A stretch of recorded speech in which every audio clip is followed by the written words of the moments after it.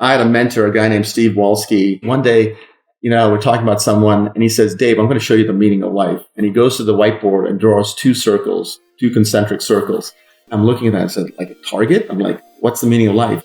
He goes, the outside circle is what people think who they are. The inner circle is who they actually are.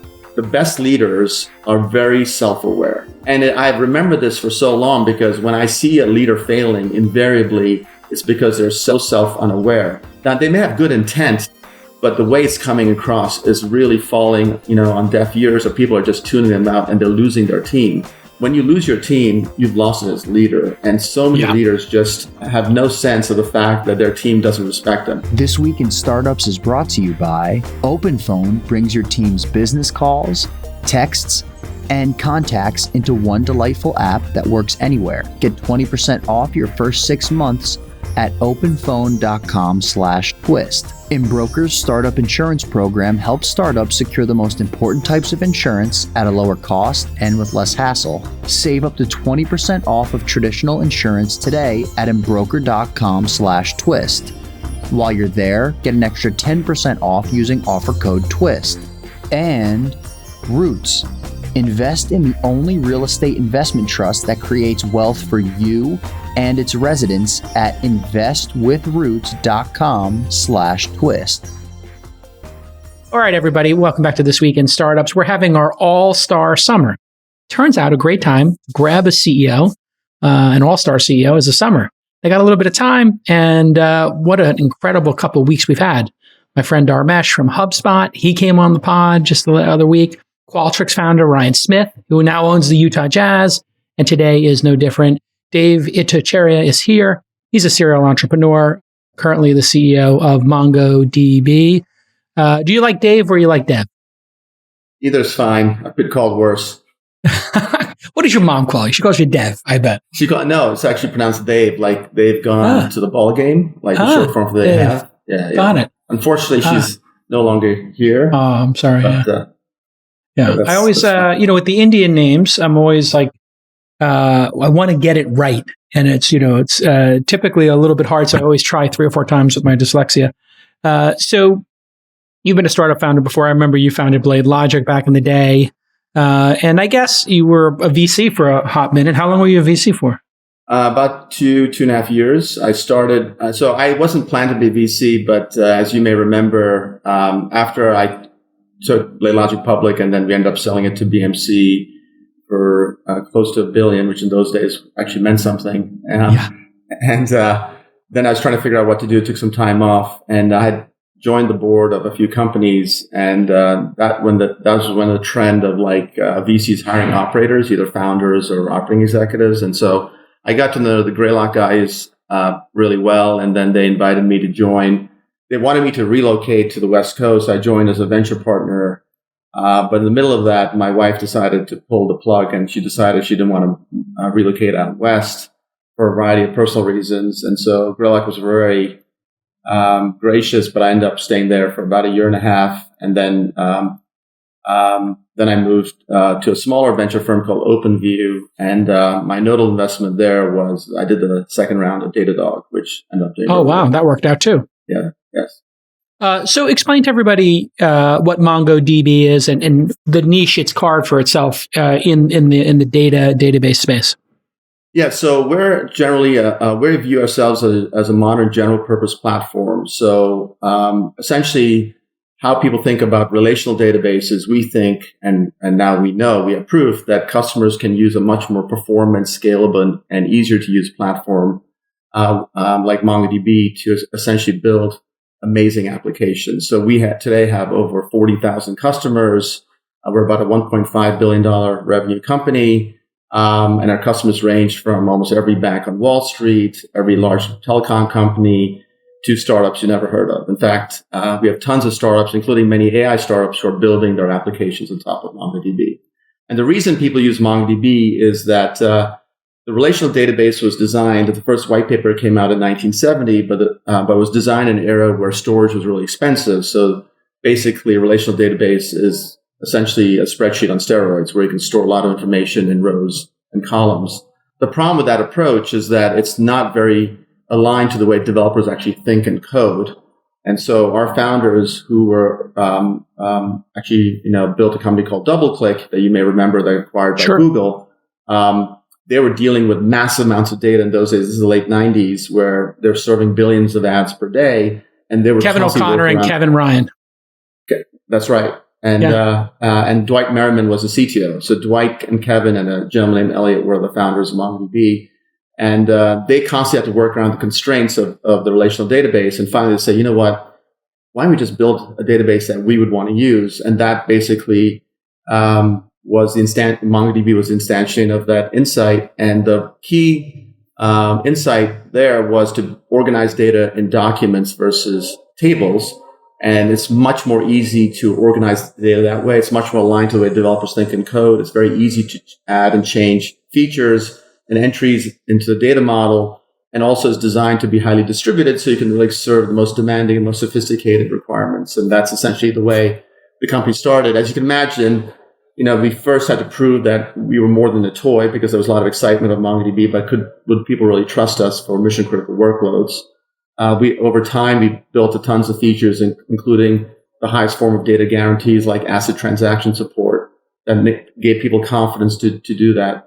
Then we decided to build a cloud service, and we were actually probably the first, company to build a well-known cloud service that ran across all the hyperscalers. And a lot of people were skeptical, saying, how can you both partner and compete with the hyperscalers? Because they're just going to eat your lunch. Everyone thought we were going to be roadkill for AWS. And essentially, one, we had amazing product market fit, and people just genuinely loved the way MongoDB was designed, and essentially was incredibly popular. The one other thing that we had that not many other open source companies had was that we had a much more restricted license. So the hyperscalers couldn't take our free version of our product and go compete with us. And so when they saw the popularity of MongoDB, they came out with their own document databases, but they're built on a very different architecture. In fact, built on a relational architecture. So there's severe feature and performance trade-offs. And so our win rates against what we call the clones are very high.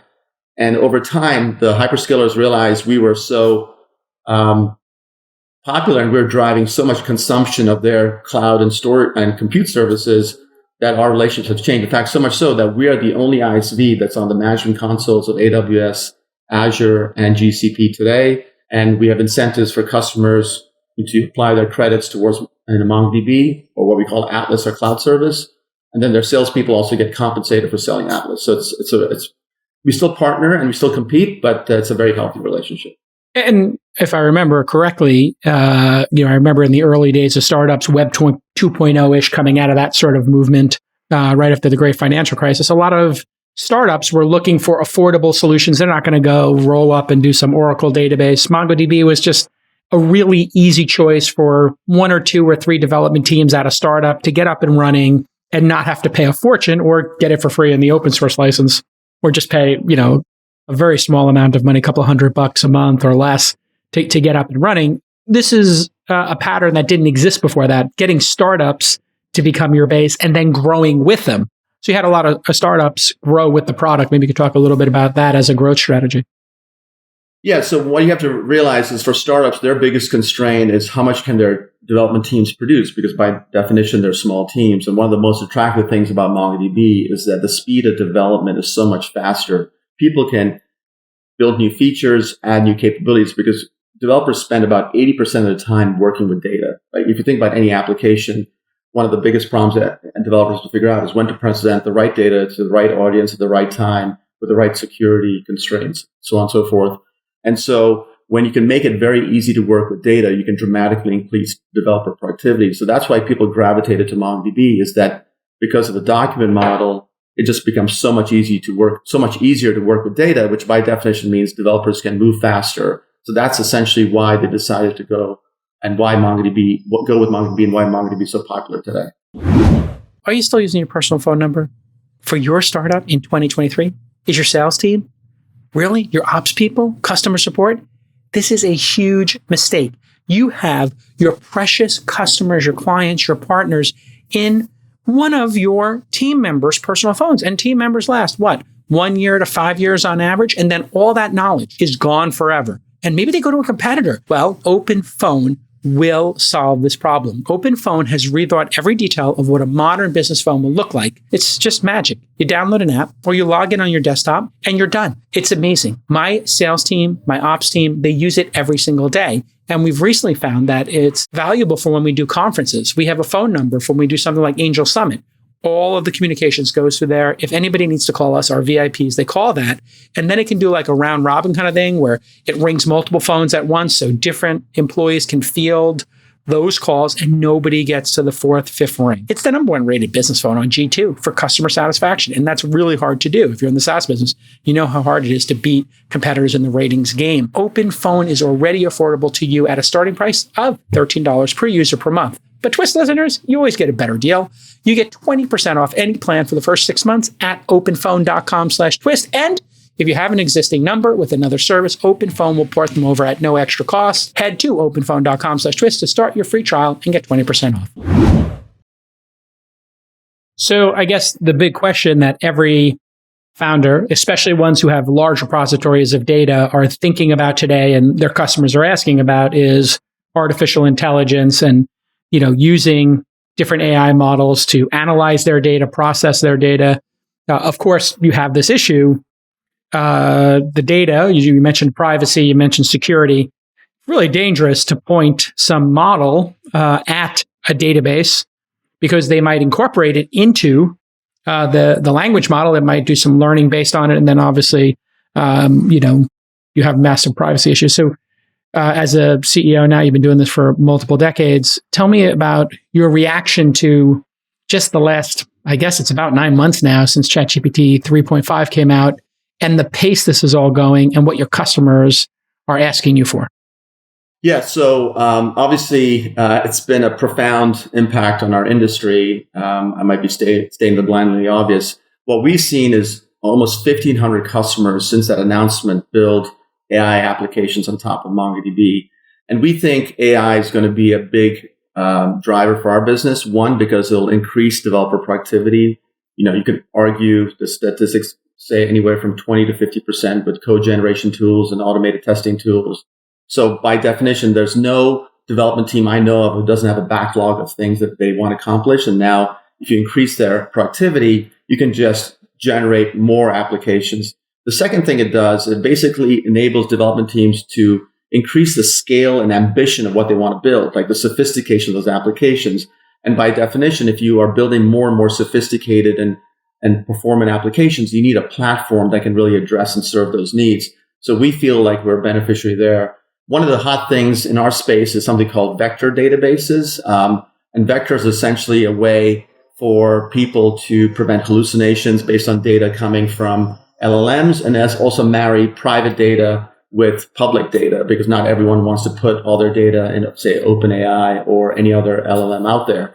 And so we just announced a vector capability. Unlike other people who are using point solutions, one of the challenges in our industry is there's almost like a single function database for almost every use case, time series, graph, caching, etc. Our belief is that it's much better for developers to have one elegant, unified platform to enable them to have to do a wide variety of use cases, and also have a wide variety of deployment models, whether deploying their own data center in the cloud or say on an edge device. And so we've introduced Vector. It's in public preview right now, and interest is very high. And that will just enable development teams to build AI applications even faster using MongoDB. And how do you look at the staffing of a modern day tech company? Because we've seen what Elon did over at Twitter, Google, Facebook getting fit, cutting, they kind of got ahead of their skis. I assume you did a RIF, I'm not sure, during last year. You can correct me if I'm wrong. But we're seeing this massive gain. Developers are reporting, depending on the developer, 20%, 50% more efficiency. So how do you think about scaling technology companies when, especially things like Copilot and writing code seems to be where the greatest lift is right now? So do you think these companies become, one where the writing of a job description is more work than just putting a little bit of AI on? making the existing team faster, and then what that means for profitability of these companies. So you said a couple of things there. So yeah, I'm old enough where I've seen down cycles. I think anyone 35 or younger has never seen a down cycle before this one, and anyone 40 or younger has never managed through a down cycle. Unfortunately, I'm older than that. So the good news is that I've seen some down cycles. So we never ran the business at growth at all costs. Now, when we went public, we were trailing 100 million in revenue and a negative 40% operating margins, and today we're about a $1.5 billion revenue run rate business with 12% operating margin. So we've grown the business very quickly, but also shown a lot of operating leverage. And we've done that by being very disciplined about how we invest and run the business. So we never actually did like a kind of company-wide RIF. We did do some surgical RIFs, say like we had too many recruiters given our growth was slowing down. And then we may have had some excess sales capacity in regions where we didn't see that the market was as big as we originally thought. But we've not done a company-wide RIF. In fact, one of the things we've really forced our leaders to do is real performance management. Because one of the things I think RIFs do is basically that's the easy way out to cut costs, but you don't really develop the muscles and knowing how to have define high expectations, hold people accountable, and then reward people who are doing great, but also hold people accountable who are maybe not performing. And that's a muscle that I think a lot of younger leaders do not have. And that's something we're very, very focused on. Obviously, in the startup area, we're seeing very lean startups who are, 2, 3, 5-person teams who are building apps. I think the jury's out about how productive developers can be. I think some of these tools are quite nascent. So I wouldn't say that people are declaring victory, that, they suddenly found a panacea to their issues. But clearly, people are very, very focused on using some of these AI tools to improve productivity. We see a lot of focus on testing and automated testing. We see a lot of code generation. We can kind of get 80% of the way there, but then you need to kind of go in and then look at the code carefully and make sure there's no issues. So there's no question it's going to be a boon to developer productivity, but I think that it's still early days yet. But we clearly see a lot of startups who are trying to use AI tools to reduce the OpEx costs of building apps. And I think there's a way that's going to come. But again, I want to say most development teams I talk to have a laundry list of things they want to do that they can't do. So I don't see them initially using AI as a way to cut costs, but just using AI to kind of get more out the door faster, just to be able to serve the market and the customers. Getting through the backlog faster seems to be what this year has been about, right? I mean, people are just getting more done with the same size team, which is amazing, right? Great for customers and great for companies and great for margin. Like you're saying, you've been through this before. I assume you went remote. You had to during COVID, and you're an old school guy like me. We both been through the dot-com bust. We've both been through the great financial crisis, and then this insanity, which was particularly brutal, I think, for everybody. So how do you look at remote work? And are you hybrid, remote? Do you think something's been lost? Is your thinking on it dynamic in terms of going back to the office? Yeah, so I'll say a couple of things. One, I think the toothpaste is out of the tube. I don't think you can ever force people to come back to the office 5 days a week, 8-10 hours a day. I think those days are long gone. We do believe in a kind of the value of getting together on site. And so we have a hybrid approach to how we do work. And I know there's a lot of things. I mean, we're based in New York, and there's a lot of the banks are trying to force people to come back. But you see them kind of trying to do that, but then they're kind of, relaxing the rules because it's hard to get people to come back, especially with the friction of commute. You're a New York guy, so if you live in the boroughs, it could be anywhere from an hour to hour and a half commute into Manhattan. And that's 3 hours a day for someone. And if you can make them more productive by working from home, and then pick and choose when to come in for meetings, for quarterly reviews, for planning sessions, et cetera, that makes more sense to us. So we're a hybrid culture. Attendance has been quite good this summer. We're seeing Tuesday to Thursdays, 50 to 60% attendance in New York. In other locations, maybe slightly less. But so our offices are actively used.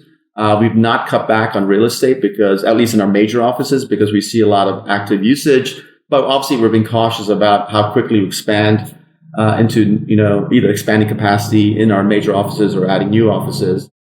Why do you think people are coming back? You think that they miss it, or do you think the management is saying, hey, listen, in order to hit these targets, we need to work as a team better. And it's a culture issue or an accountability issue. What do you think is driving it? I see younger people wanting to be in the office. One, they probably live in smaller apartments and homes where they may not have the space to work comfortably at home. Two, if you're a young person, I mean, a lot of people meet their partners at work or in work surroundings. So there's an incentive to meet people. New York is a fun city. So people maybe want to go out afterwards, grab a bite to eat, or go out for drinks, or do something else. So a lot of our younger folks actually want to come to the office and work from the office. I would say the more the senior folks, they pick and choose the moments when they come in. Again, tied to specific meetings or events or planning sessions that we're having. So I almost joke on-site is like the old off-site for more senior people. And then obviously, if you have if you're a leader of a team, especially of younger people, you need to be on-site to mentor,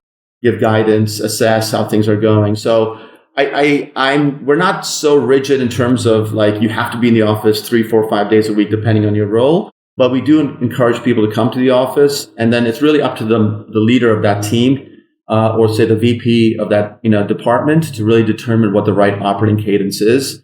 But my belief is if someone works hard at work, they're going to work hard at home. If someone doesn't work hard at work, they're not going to work hard at home. So what we do is to hold our leaders accountable to make sure they're getting the productivity out of their teams. And that seems to have worked for us. Yeah, that is, I think, every manager's nightmare is you look at some of these subreddits where they have like a subreddit called Overworked. And specifically the development community, it's kind of like a joke. Oh yeah, I got 3 jobs. I had somebody who said, I have an ethical question, one of our investments. We have somebody who works at Google and they want to work for us too. But they said their Google job takes 2 hours a day and they can do it off hours. So and he wants like a very modest salary to come work for us full time. And I was like, that's completely unethical. Like yes. you can't possibly hire that person. Yes. But the founder was like, I don't know. I mean, I needed a developer. It sounds like he's perfect. And I was like, no, you cannot do that. No. That person is that breaking. Character matters. Yes. Yes. And they're breaking every agreement. And on an ethical, moral basis, it's insane. It is insane. And that would not be tolerated here. So, and I think, to me, ethics is what people do when no one's looking. And so this person is doing this. I think what I'd encourage that person to do is say, instead of working 2 hours and getting a job done, go to your boss and saying, what more can I do? Because I'm ambitious and I want to do more. And if they don't want to give you more, then say, maybe I shouldn't be here anymore. So I think that would not fly here. Listen, I work with super early stage companies at launch, like literally year 0. They haven't even incorporated yet. And then we hit the Series A. People have thousands of dollars in MRR, and they've only raised a couple of $100,000 before that Series A, and they don't have their insurance set up. And in fact, we recently had a great startup that didn't have D&O, and we had to really stop everything because they were having board meetings, they were making massive decisions, there were legal issues, and they didn't have the basic D&O insurance that protects directors and officers. So we sent them right to Embroker. Embroker is business insurance built specifically for startups. A single application will help your startup get 4 quotes for 4 lines of coverage in 15 minutes. Think about that. 4 quotes, 4 lines, 15 minutes. And they're going to connect you with one of their expert brokers for unmatched service that goes beyond your policy. We use it at launch. It's easy peasy, lemon squeezy. It's easy breezy. What more do I need to tell you? I use it. I love it. A lot of our startups use it. They love it. Try Embroker today with the code TWIST, and you'll get 10% off their startup package. Embroker.com/twist. That's EMBROKER.com/twist. And use the code TWIST for 10% off. Okay, let's get back to this amazing episode. I just wonder, I don't know what your first job was, your first 5 or 10 years in the industry, but man, it was so formative to be in an office, to be around people with 10, 20, 30 years and see, wow, there's a 50-year-old CEO over here. Here's how they're behaving. Oh, there's the sales team. Here's how they're behaving.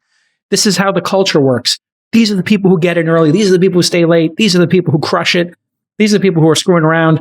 And maybe their careers aren't going the way they want them to. I feel like something massive has been lost for young people, especially. Maybe you could talk a little bit about that. I completely agree. Like you, I learned a lot by observing other people's behavior, what to do and what not to do. And I think that on-the-job education learning is something you just can't get from a book. You can't watch a YouTube video to learn. You just got to be in and watch how people do. And I learned so much. And my whole philosophy on leadership is you're always a student of the game, not a master of the game because you're always listening and learning. And if you think you're the master, no matter how senior you are, you're going to, hit a wall because things are changing so quickly.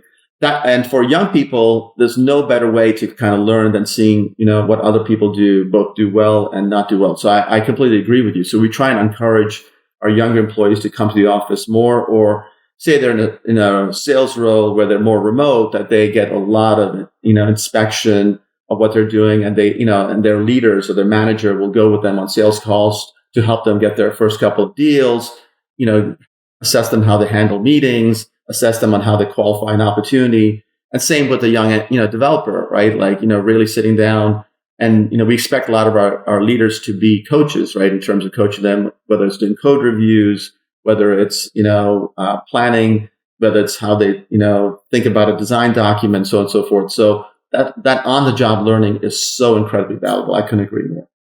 How do you think about hiring today? There's generational differences. You and I think, are Gen X, and millennials, and, maybe the generation after them, maybe they value work differently. They may not be as driven. There may be, just differences generally. How do you think about hiring and inspiring, these next couple of generations to do their best work, and also cutting people who just can't get it done? Do you have some thoughts on just generally talent management? So, this is, a question I think every CEO and every leader has to deal with. We obviously try and hire people who are really ambitious, who want to really make an impact, who bring both a high degree of skills and, competence, whether if they're a young person, they have a good academic track record, and you can just tell that they're busting at the seams to make an impact. And as well as hire senior people who still feel like they're very passionate and are very driven. Clearly, we're not perfect in hiring, and mistakes are made. And I think this is back to leadership. I believe any organization is the quality of an organization is directly correlated to the quality of leadership. I also believe that people perform to what you inspect versus what you expect. So we have a culture where there's a high degree of inspection of what people are doing, how things are going. And even things, one of the things I think young leaders struggle with is how to give feedback, because one of the hardest things that a young leader can do is knowing how to hold people accountable. So, for example, we teach people, hey, first you have to be clear on expectations. And the first time you give someone feedback, you're kind of calibrating on those expectations. Joe, this is what I meant. Here's what I really expect, etc. Now, the next time you give feedback, which is essentially the second time you give feedback, now you're holding someone accountable. And what I find is that most young managers, one, they're not clear on what the expectations of the role or the project or the initiative is. So that's problem number one. So two, they kind of give some very mealy-mouthed feedback that the person kind of says, I expect more here and that. And then what typically happens is at the end of the year, they give someone a weak review, and the person's pissed, saying like, well, you didn't tell me that this was above. So it's kind of a weird dynamic. So we really get our leaders to try and be much better at being clear on expectations, and then you can give feedback relative to those expectations. In terms of more specific on hiring, one of the things I look for, obviously it depends on someone who's a little bit more senior, is I try and understand, what transitions are made from job to job. If you think about it, one of the most important decisions you can make in life is what company or what job you're going to take, above beyond, say, choosing your partner. And so what I'm trying to understand is, why did it go from company A to company B and from company B to company C? Now, I'm not expecting every company to be a home run, but I'm trying to really understand their thought process, because what it's telling me is how careful and deliberate are they in making that decision. And if they're very cavalier, or they say, I followed my boss to company B, then I'm saying, how thoughtful are you going to be about making decisions here at MongoDB? So that's something that's a really great. Yeah, that's a really astute one, because if you don't take your own career and make that decision thoughtfully with some precision, like what decision are you going to make here? I also love hey, we're going to set expectations, but we're going to inspect your work. And I think trust but verify is just such an important operating philosophy. We do this all the time with due diligence, and we'll have people say to us when we're investing in companies, and you were an investor for a little bit, hey, you're putting only, I don't know, $500K into the seed round. You're asking for more diligence than the lead was putting in $2 million. And I'll say, okay, we still want to talk to 3 customers and we still want to see your IP assignments and we still have to look at bank statements to make sure that, this is all here because we have LPs and we want to make sure that if something goes awry, we've at least done that. And it's uncomfortable, right? Sometimes it's uncomfortable to inspect somebody's work. But if you're doing it with the right intent and it's to make them better, the right person should look at it like coaching. Like, this is amazing. Right. Somebody's looking at my work and telling me how to do it better. If you've got a problem with this, you probably don't want to be exceptional in your career. I couldn't agree more. And one of the things I think, I heard this quote on a podcast that a guy by the name of Jeremy Giffon made, who used to be at Tiny, which is kind of a holding company. Yeah, sure. And the comment he made was, the only enduring edge in life is psychological, as human nature doesn't change. Things like grit, things like managing your ego, things being comfortable with low status, being unconventional, having long-term orientation are so critical to success, but so hard to do because it's so contrary to human nature. And to your point, like when someone comes in and says, well, this is the title I want, I'm not coming. While I understand that you want to be paid fairly for your work, when you get so obsessed by a title or so obsessed about managing your ego or so obsessed about status, I start wondering about that person. And similarly, when you're talking to a startup and they almost take umbrage that you want to do rigorous due diligence, I'm like, you guys we're going to be partners for the next 10, potentially 10 plus years. Don't we want to start the relationship in the right way? And to build a relationship, you need to be incredibly transparent. So it's always, to me, a red flag when people behave that way. And I gravitate to people who obviously are more more low ego and low status. And that's kind of the way I run my life. Yeah, the ego thing is very interesting to me. I've seen this many times where people want credit for work they haven't done yet. This is the huge pet peeve I have just as a manager, investor in companies, and just when I was working briefly for other people twice in my life. It's this weird group of people who would like to get the title or the compensation for work that they are going to accomplish in the next year or two. And I was like, well, how about you do the work and then we give you the reward? Maybe you could talk about incentives and how you think about incentives, because people do seem to be quite entitled these days. And, we did this to ourselves in the 90s. IT and tech, it was just people expected to work 60, 70 hours a week. You were expected to stay till 9 o'clock. You expected to come in on the weekend if you had a project. And then Google started giving people massages and doing their dry cleaning and babying them and being their, surrogate parent. And we coddled people, let's be honest. So how do you think about entitlement and managing that? If you saw some of the questions I used to get in some of my old hands, there were people who felt very entitled. One question I got recently was, obviously with inflation spiking up, are we going to increase everyone's salary by X% to match inflation? And what I explained to them was, I said, I didn't get this question when inflation was essentially zero, that people are saying, well, don't give me a raise, right? So what we do is match the market. Now, the market does reflect the cost of living, does reflect inflation, into that number. But we're not just going to, increase people's salaries because inflation is high for the last 6 months. That makes no sense. And some people took umbrage with that. And what I was trying to explain to them is that, we try and be competitive with the market, but we have an obligation to our investors to be able to manage the business as efficiently as possible. Now, luckily, that percentage of people were small. But those are the kind of questions and quote unquote the entitlement, you're referring to. In general, I think if you explain people the why, they kind of get what you're trying to do. Now, some people may not want to listen to the why, or some people may not like the why, but if you've really done a good job explaining the why for what you're doing and why you're doing it, and how you're doing it, then that becomes, a much easier conversation to have. We explained to our employees when we started, we had what we call initially called raising the bar, where we said, hey, investors' expectations are changing. I started seeing the tea leaves change last summer. I got my executive team essentially aligned around we have to change our, how we kind of run the business. We have to drive more efficiency. And one of the things we asked was to, have a 5% number of people who did not meet expectations. You thought that I'd ask for someone to give up their firstborn child when I did this, right? And and I, a it's lot of one out of 20 people. It's exactly. Just so we're framing it correctly here. Put 20 people, rank them. Who came in 20th? Do they need to be here or not? Exactly. Be thoughtful.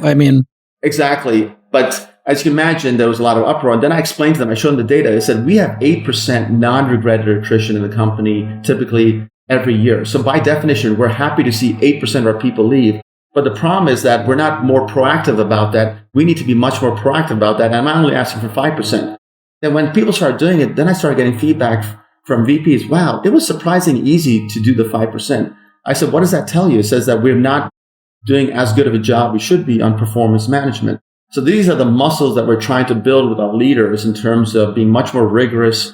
And you're right, in the days when you're competing for talent and Google and Facebook are throwing money and all these perks, and we're competing for the same people, it's hard sometimes to not feel like you got to bend backwards to acquire these people. But I think the world has changed, and now we have to get our leaders to run the business much more rigorously.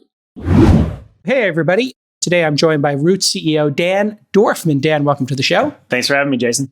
Tell everybody here in the audience, what is Roots and what makes it different than the other real estate investing platforms? I'm a complete neophyte. Roots is a REIT with a little twist. Sorry, I had to do it. We are the first real estate portfolio that we know of that builds wealth for both our investors and our residents. And we've created a unique win-win model that creates partners and not tenants. We built this model because I've spent my entire career in real estate investment, 13 years. And what you always hear from people is, hey, location, location, location. But location at the end of the day doesn't actually pay your bills. And location doesn't let you know when there's a small leak that will create mold in the future. The people do. And the people who rent your properties are really the people who generate your profits. And when those people are your partners, it really creates this amazing scenario. And it's this model that's helped us grow our fund over 36% in the last 2 years. Fantastic. How can people learn more about this opportunity, both on the tenant side or on the investor side? Check us out at investwithroots.com/twist. All right, everybody go to investwithroots, no spaces, no dashes.com/twist to sign up and start investing today. What they all find, this is universal across all companies, when you cut a couple of people who are weak and who aren't getting the job done, the people at the top are like, thank you, finally, because I know I'm busting my ass and I know that that person isn't. And it felt profoundly unfair to me. And the reason why A players leave is because the B players or the C players are, allowed to stick around. Steph Curry does not want to see somebody who shows up late for the gym and and leaves an hour early, and he's busting his ass, and he's the greatest shooter of all time. If you gotta be able to keep pace. And inevitably, what we've learned, I think, over the last 2 years with the cuts and the optimization and the austerity is smaller teams that are optimized this way perform better. It's not a matter of throwing bodies at things; it's a matter of efficiency in the team chemistry, right? Yeah, so I remember, my seminal first fire. It was a seminal moment for me when I had to fire my first person, and I was like, "That's always tough." My hands were shaking, knees shaking. I was sweating bullets. And what got me over the hump was realizing if I don't solve this problem, I'm penalizing all the good people. To your point, who are doing great work. And now when you talk to younger leaders, one of the questions you ask people is like, what do you think people say about you when you leave the room? Do you think, Joe, that you're a great leader because you're letting, that employee get away with coming in late, leaving early, and not, doing their job? And what do you think the message is being, what do you think the message is being sent to everyone else in the team? So when you start, framing things that way, all of a sudden you can see the light bulbs popping and saying, oh my God. And because people are so nervous about holding people accountable and so nervous about dealing with issues, handling confrontation. And this is one of the other things, a lot of people talk about the hard skills, how good of a developer are you? How good of a salesperson are you? How good of a marketer are you? But in some ways, those soft skills, which I don't think are really soft, like knowing how to give and receive feedback, knowing how to deal with confrontation, knowing how to set aspirational goals and try and get people to think about doing things that they don't even themselves think is possible. Those are skills that are so critical to building a great business that not many people talk about, but it's so important and something that we try and focus on here. Yeah, I remember the first time I had to fire somebody, and everybody was unanimous. This person was just doing a terrible job. And so, you always have to have 2 or 3 people in the room. So I got the president of the organization, my friend Carol Martesco, if he hears this, he'll laugh. We tell the person, I got my knees shaking a little bit under the table. I said, listen, the assignments haven't been on time. We're letting you go. Here's 2 weeks severance. We wish you well in your career. She goes, I can't believe you're doing this. I'm the hardest working person here. But my president of the organization is standing behind her. And he just goes, like, this, she can't see his reaction. And he just like rubs his eyes. And it was obvious to me, a lot of times the people who actually don't bring it are completely delusional. They actually don't know. And you're doing them incredible mitzvah. You're doing them the greatest thing in the world, which the HR person who had coached me, Sunny Bates, in New York, she had told me, you're doing this person a favor. They're going to have a soft landing. They're going to find another job, but they need the feedback in the world that they're not hitting the notes and that this is not how you can succeed in your career. And after that, I was like pretty fine with it. I don't take joy in having to cut somebody. It's a failure of management that you hired them and didn't manage them. But you also can't be a psychologist. You cannot do therapy with people at work or fix whatever happened in their childhood or whatever personal problems they have to make them hit the notes. That's not your job. You can set expectations. They hit it. You can do some professional development. But yeah, I think sometimes young managers try to do too much to help a person. So I had a mentor, a guy named Steve Walsky. He used to be the chairman CEO of a company called PTC, which was a killer software company in the 90s. In fact, they were growing at over 100% a year with like 40% operating margins and was a direct sales organization. So he ended up being my mentor when I was building and running Blade Logic, and actually ended up recruiting him on the board and actually asked him to be chairman. And so he one day, we're talking about someone and he says, Dave, I'm going to show you the meaning of life. And he goes to the whiteboard and draws 2 concentric circles. I'm looking at that and said, like a target? I'm like, what's the meaning of life? He goes, the outside circle is what people think who they are. The inner circle is who they actually are. Uh-huh. And what basically the point he was trying to make was that the best leaders are very self-aware. They're self-aware in terms of how they're coming across, what biases they have, what triggers them in terms of anger or frustration, what makes them happy. But they're also very situationally aware about like how their messages are landing with their teams and their organizations and all that. And I remember this for so long because when I see a leader failing, invariably it's because they're so self-unaware. Now they may have good intent, but the way it's coming across is really falling, on deaf ears, or people are just tuning them out and they're losing their team. And some people can react and quickly correct, but a lot of people can't. And it's amazing to me.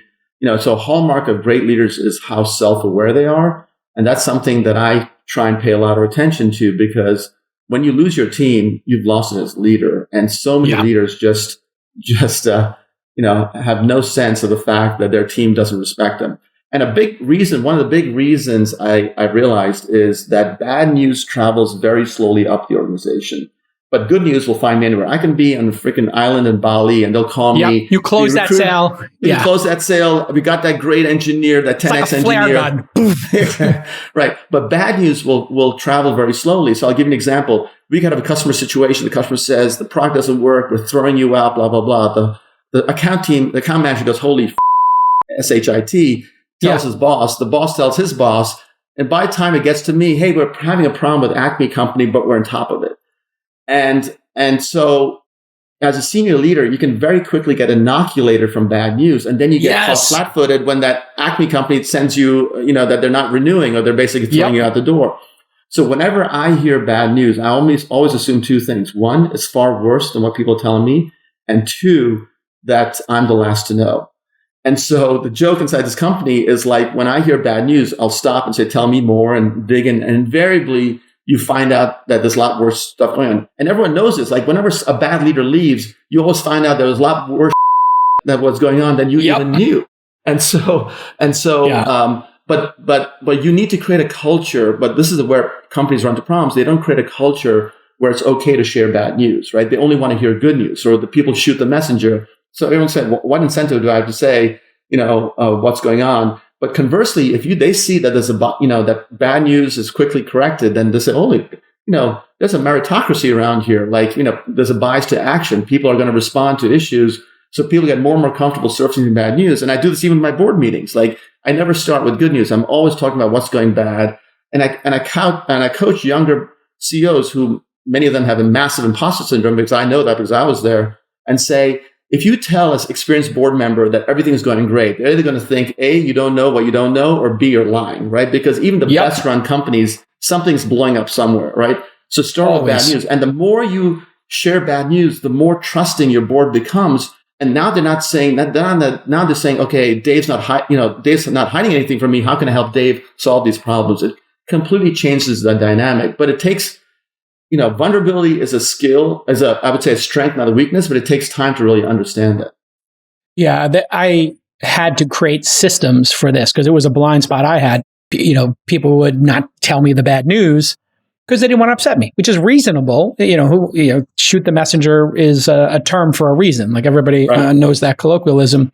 And so what I did was, I had somebody on our team set up a little script that sends any founder we meet with 30 days, 60 days after we meet with them, hey, it was great meeting with you. You met with this person on the team. We just wanted to check in and see how your business is going. And then if you could rate us on a scale of 1 to 10, how likely you are to recommend us to another founder. This is people who we passed on investing in. So if you pass on investing, obviously they're like, you're an idiot. You didn't realize my brilliance. And so we set this thing up.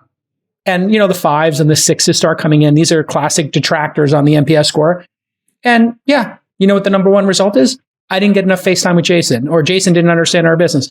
Like literally, this was, a blind spot where people just felt like I wasn't giving enough attention to the founders. And so we started rewarding that. And I said, listen, this is going to be scary to get this information. What I want you to do is start off the investment team meeting with 2 or 3 of the negative reviews, and then how we could have avoided them. It turned out a lot of times we'll email a founder and tell them, hey, we're not investing, and they don't get the email. It's a stupid thing, but emails go into spam or people miss emails. So now we like to get on the phone with them and email them and make sure that they know, hey, we're not investing. It's not a fit for this reason, but we're very impressed. We'd love to set, this are the things we did like. We'd like to stay in touch. And, you can't fix things that are breaking like that unless you have a systematic feedback loop. And that's what I've tried to do, is just institutionalize the bad news and embrace it and start every meeting with it. I think, for startups, the cycle time for feedback has to be really, really small, right? Because feedback is essentially what I consider tension, is dynamism in the system. It's kind of essentially, you can literally make the argument that, being alive is all about kind of needing feedback. And for a startup, like constantly getting feedback on how things are going. And in this contrast, like a small startup versus say a large bureaucratic organization like the, motor vehicle agency in your state, right? The feedback loops are incredibly long because people there don't care about what you think. They're just going to do what they're going to do, which is why government is so dysfunctional.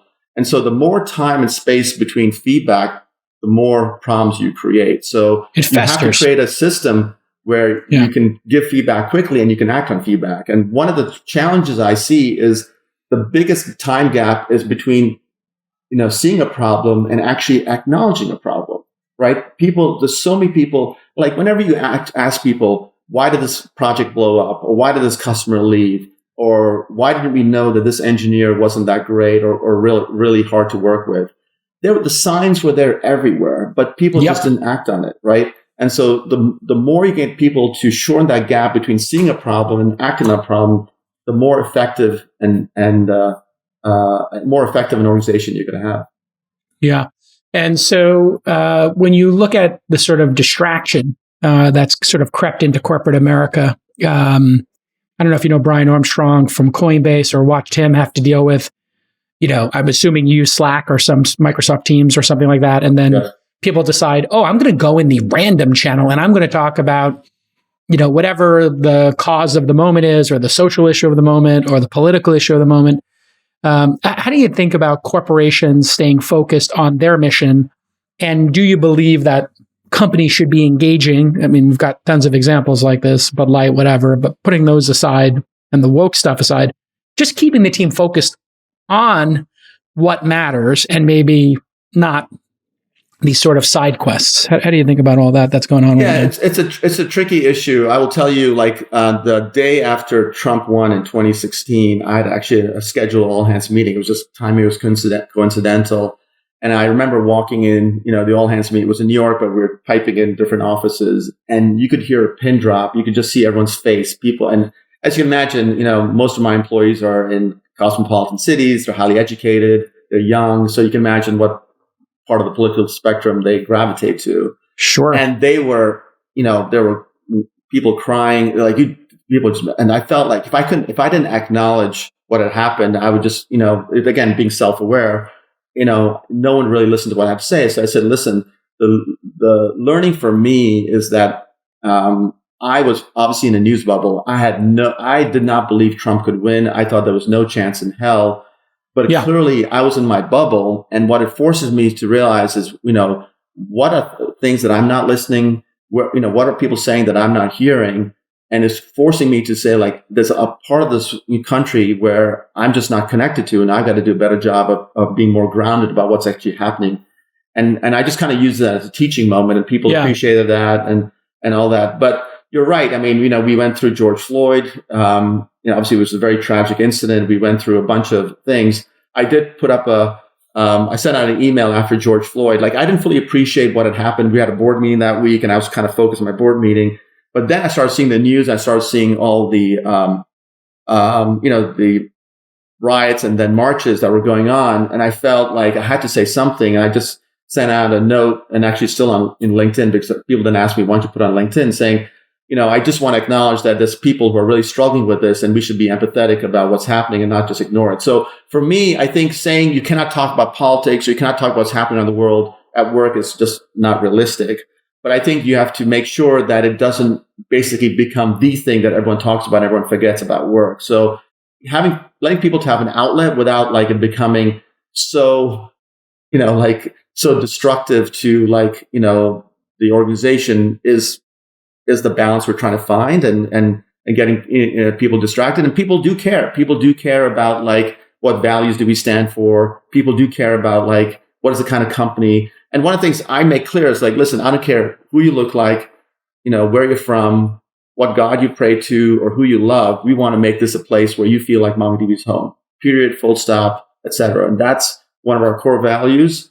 And we want to do everything in our power to do that. But we're not going to react to every issue around the world, because unfortunately there's a lot of bad stuff that happens, and we just can't, keep getting distracted by world events. Important world event right now is immigration. You're an immigrant. Yes. You grew up in India and then other places around the world. And a lot of the great CEOs of our time, a lot of them from India, in fact.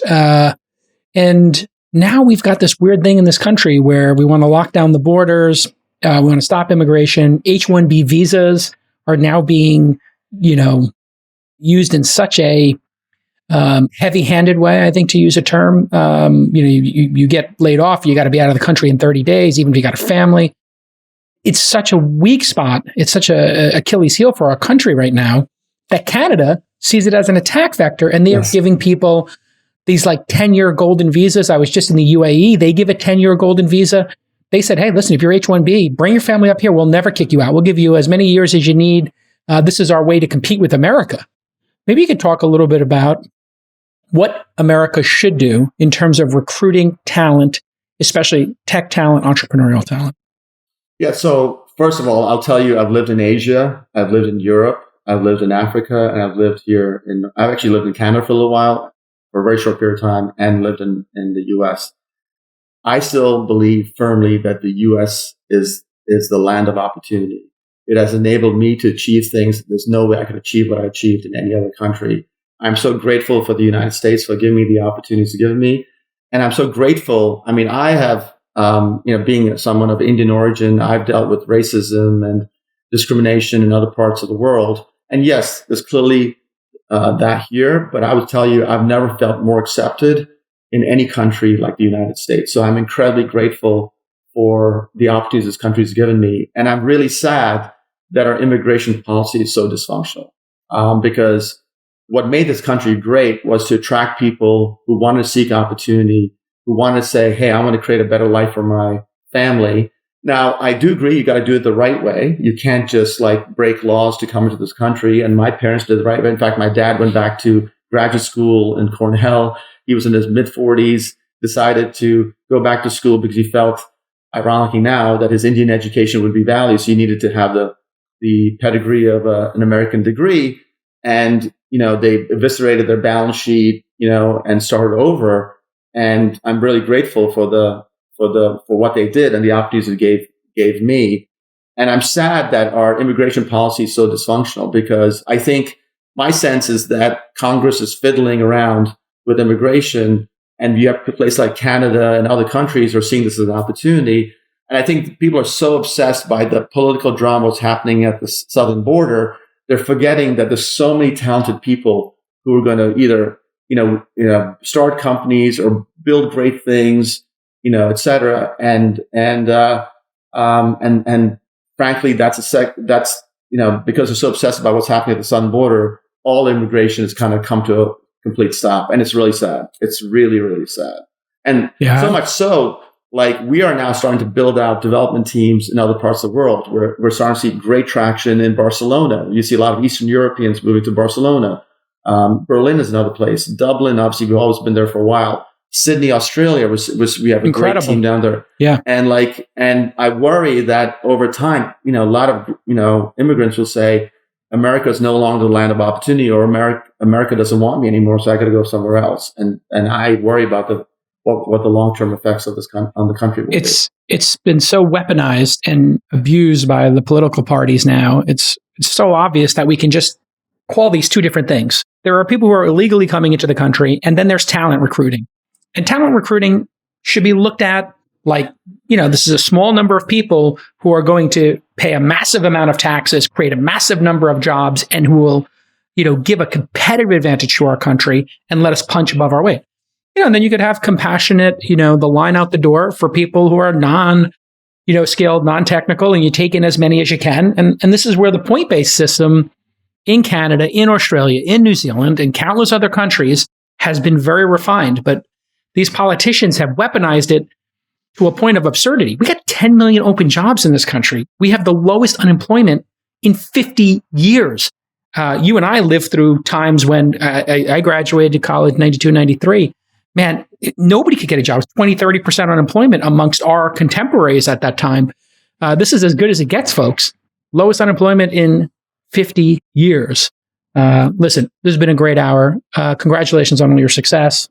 And I'd love to have you back on the program again. There's been just such a great, unexpected, delightful management discussion about a great number of issues, and wish you great success with the AI products as well. Thanks, Jason. Great to chat with you. All right. And we will see you all next time on our All-Star Summer here at This Week in Startups. Man, we're getting the greatest leaders. Can I make one comment? So we do have for those startups who want maybe to access MongoDB. Startup program. Yeah. So please go to mongodb.com/twist, and you can get access to up to $5,000 in Atlas credits, which is our cloud service. Fantastic. And then we have other credits if you're, an AI company that can build upon that, and you get access to technical advice and partnerships and co-marketing opportunities. So there's free money available for startups. So go to mongodb.com/twist. Oh, I love that. That's amazing. And Mongo's got that great history of growing with startups. And so it's great that you're giving all those free credits. Everybody go and get those free credits now while they last. And we'll see you all next time on This Week in Startups. Bye-bye, everybody.